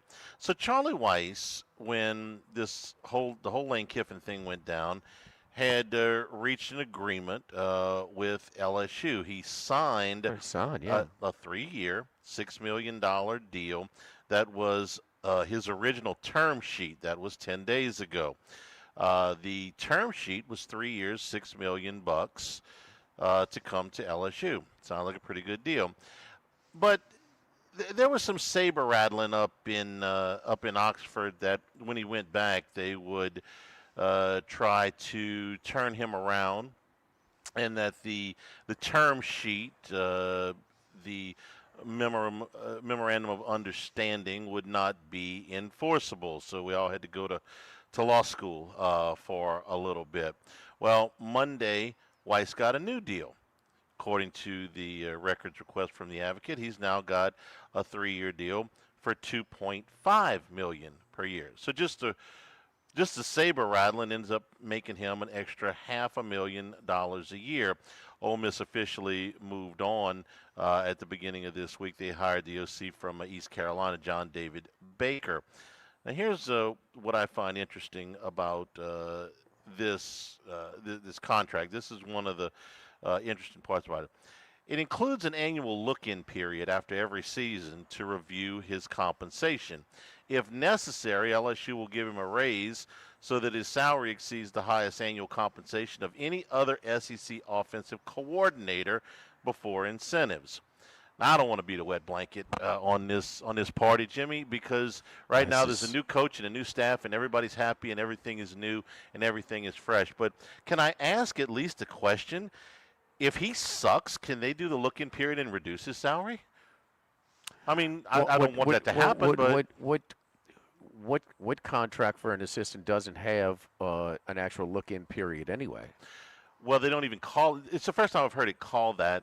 But if guys do well around here, they always get raises. Always. I mean, I can't remember the last time any coach here had a really good season and didn't get a raise, an extension. What's Kiffin's expertise? The offensive side of the ball. Play calling too, huh?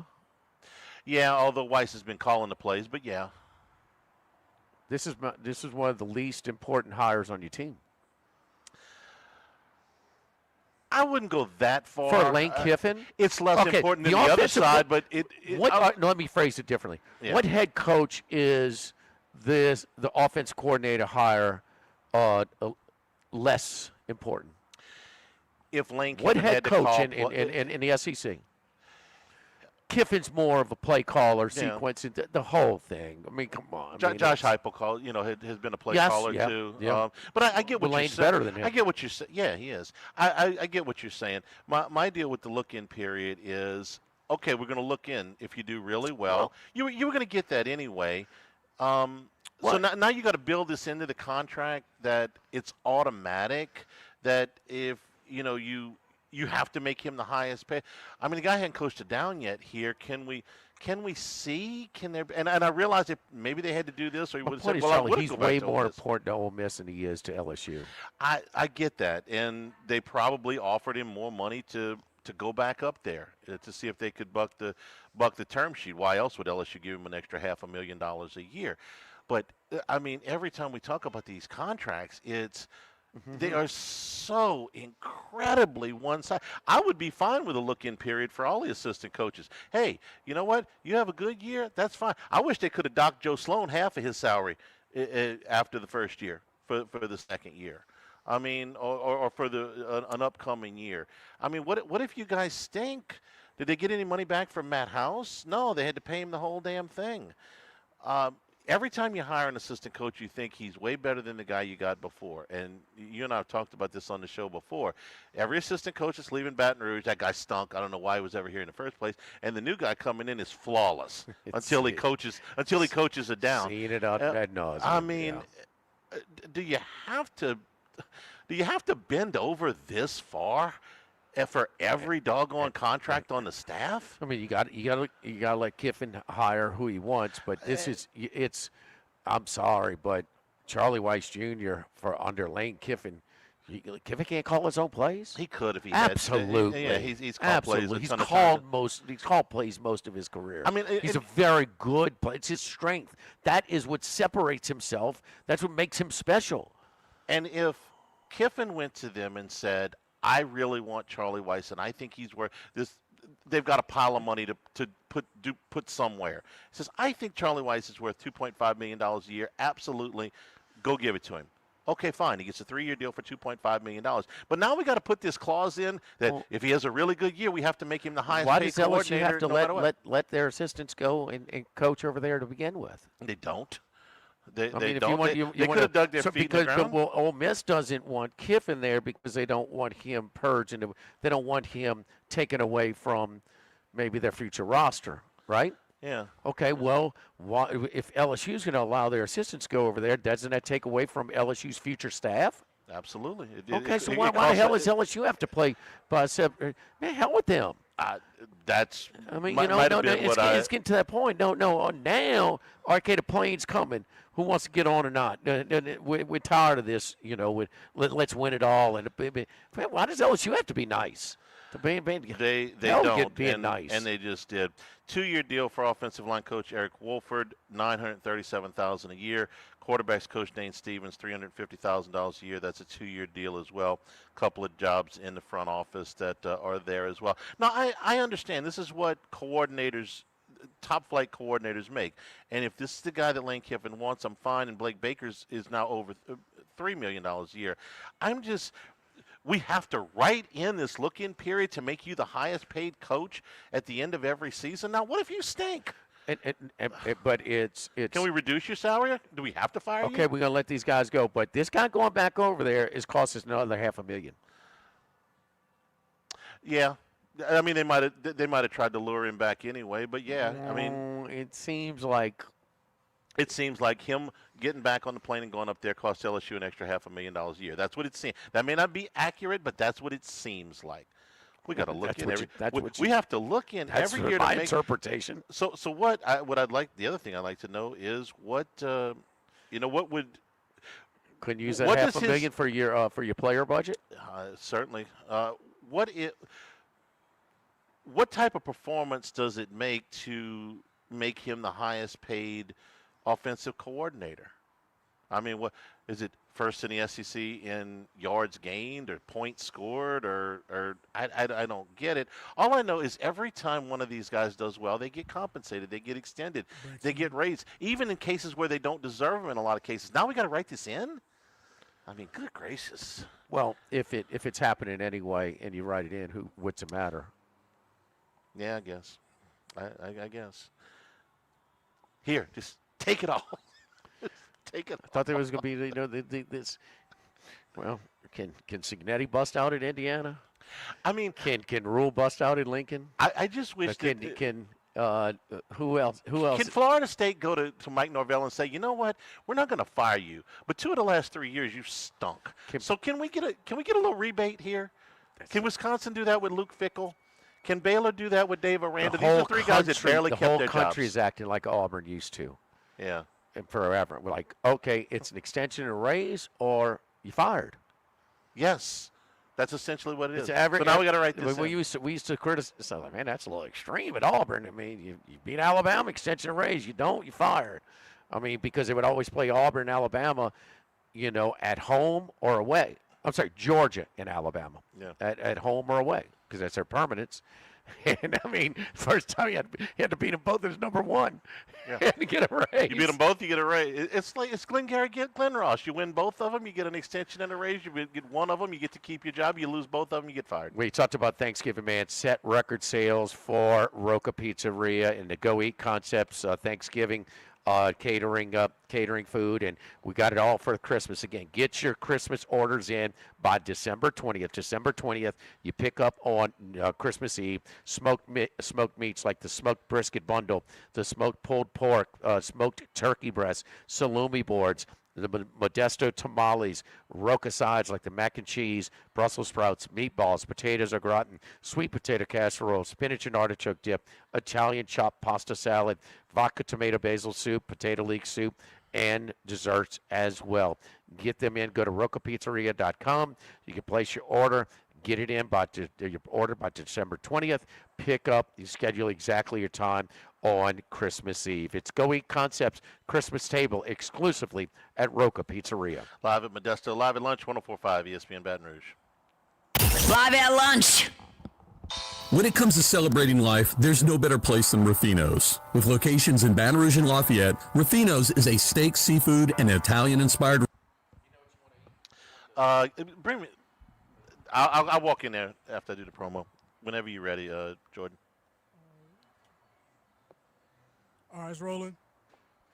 Join us for the Thursday edition of Live at Lunch from Sammy's Grill on Highland Road. Joining us from Las Vegas, Dwayne Colucci and Matt Humans. Live at Lunch, 11 a.m. Thursday from Sammy's on Highland on 104.5 ESPN Baton Rouge.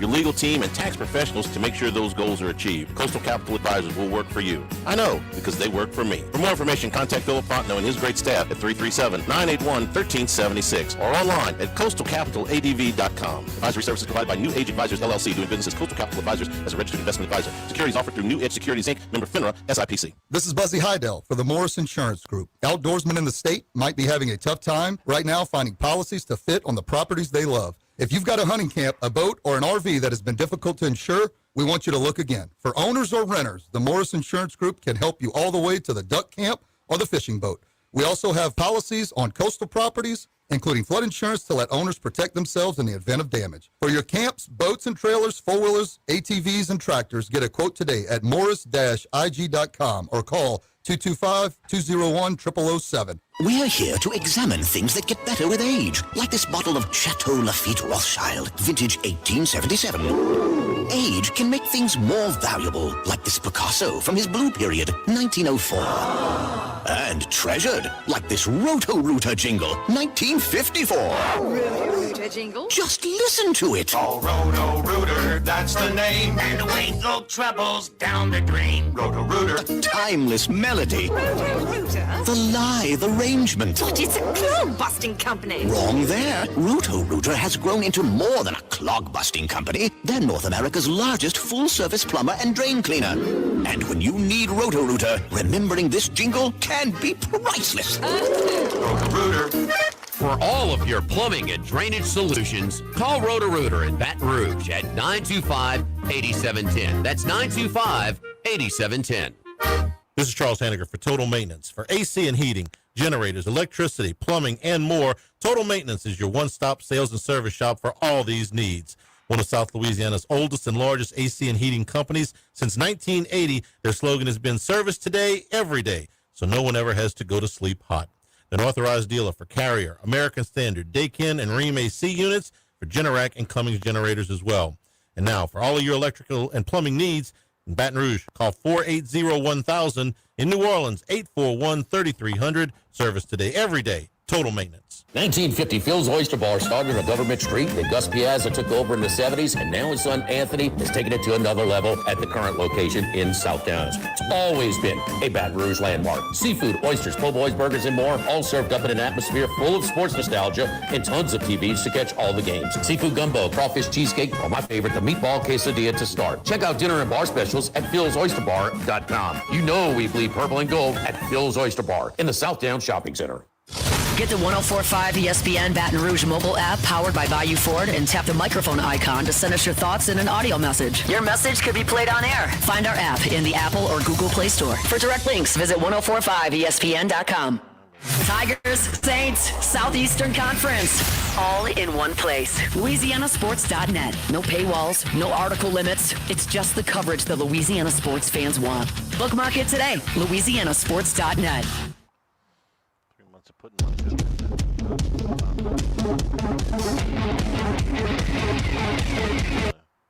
Live at lunch with Ott and Hanny from Modesto on Burbank on 104.5 ESPN, Baton Rouge. NFL game tomorrow night, Falcons and Bucks. Falcons will be without Drake London. He will miss that game. Jimmy, you asked Wes Reynolds about the defensive lineman Stephen Daly from Indiana. Kirk Signetti just confirming that he will miss the remainder of the season. A tough go for him. And Notre Dame caved. Thankfully, they're going to let Ivan Mizell go sign his books this weekend, something that Scott Rabalais talked about. They were catching a bunch of heat from that for being so petty. Thanks for being our host today here at Modesto. Tomorrow we will be at Sammy's on Highland Road. For Jimmy Jordan back in the studio, I'm Charles Henniger saying thank you and good afternoon. Stay tuned for Hunt Palmer on 104.5 ESPN Baton Rouge. Live at lunch. Have you been arrested or even issued a traffic